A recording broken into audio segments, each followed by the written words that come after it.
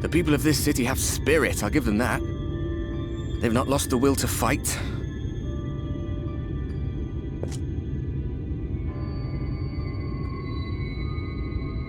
I can imagine how torn you must feel, looking at that sky, knowing what it means to everyone, and that you're responsible.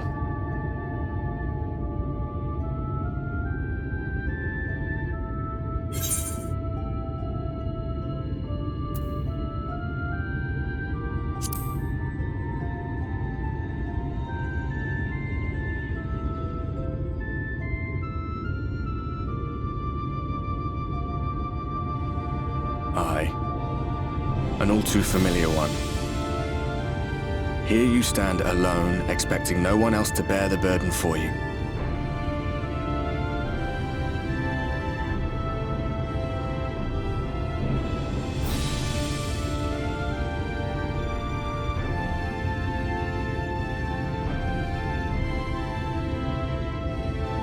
You're in a corner, and there doesn't seem to be any obvious way out.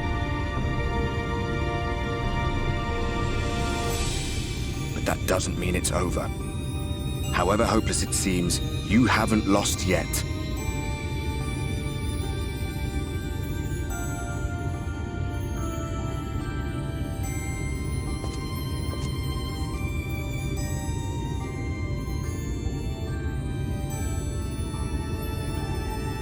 I remember looking up at the sky like this before. Being caught up in a strange kind of calm.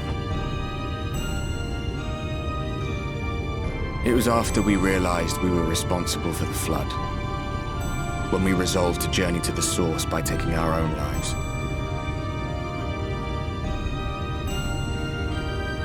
One last sacrifice, one last fight, one last failure. And then the Oracle appeared and, well, you know the rest. There were times in the years and decades that followed when I wondered if we might not have been better off just letting the rejoining happen.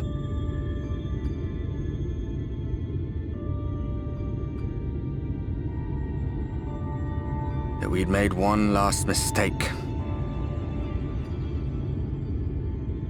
But seeing that giant Talos stir to life cured me of any doubts I still had.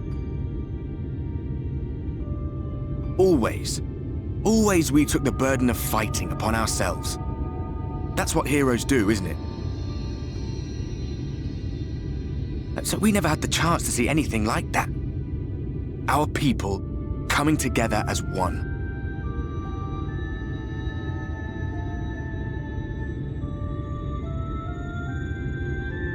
To think that their hope still burns so bright. That they were still so eager to live, they would lift up their fellows, one on top of the other, till they reached the sky. No. We made the right decision. And I can finally feel proud of the part we played in helping this world survive.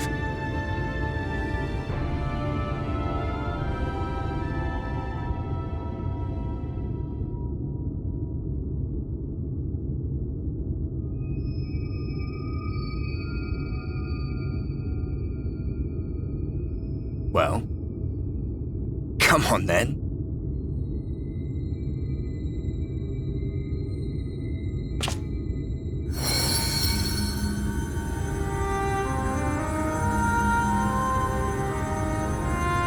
As I thought, what happened between us was no coincidence.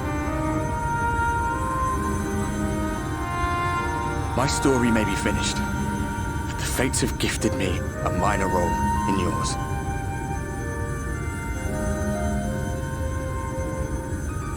I suspected as much the moment I realized you could hear me. But it's hard not to doubt yourself when you're the man who caused the flood. I was afraid to do anything more than watch for fear of making things even worse. But no longer. After all, the path I once walked is now yours to finish.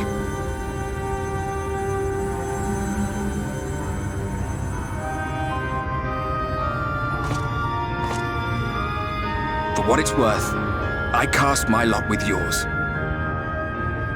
If you need a push, I'll be right there behind you. If you lose control, I'll do my best to stop you.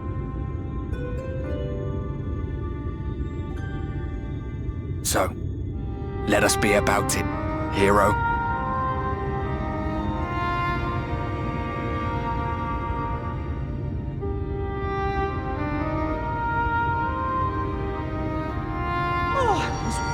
You were up here all alone, brooding and fretting and wallowing in your woes. But look at you, grinning at nothing like a pollen-drunk pixie.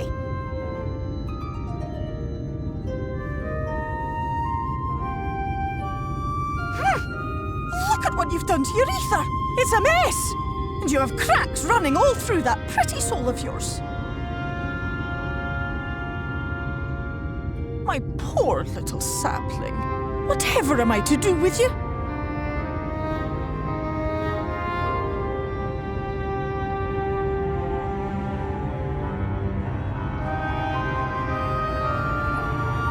Shall I yield up my throne?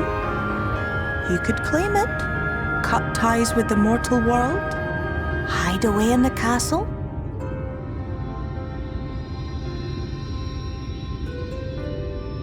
It won't fix the problem, but would it really matter? If any pesky heroes come calling with steel and magic, all of Ilmeg will rise up in your defense. My crown and scepter are yours, if you want them.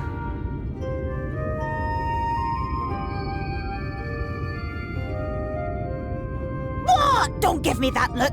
Of course I knew before I asked that you'd never ever heed such a wicked suggestion. And besides, what would become of my precious and ephemeral flower?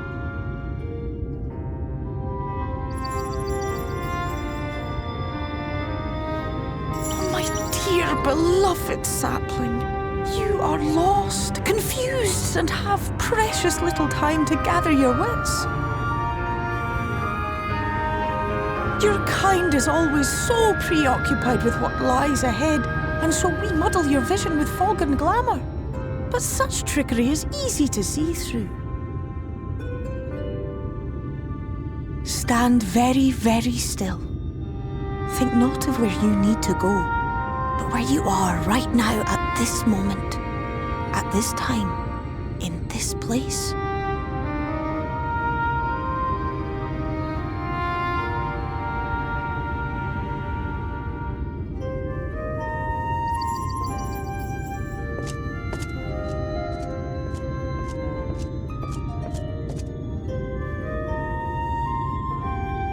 Our cairn of crystal.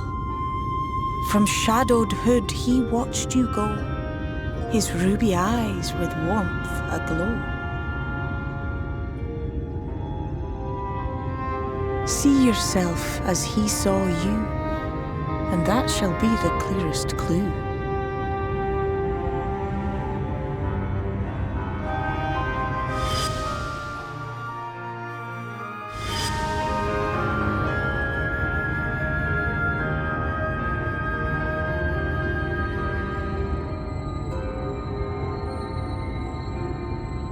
You stand in his garden, dear sapling.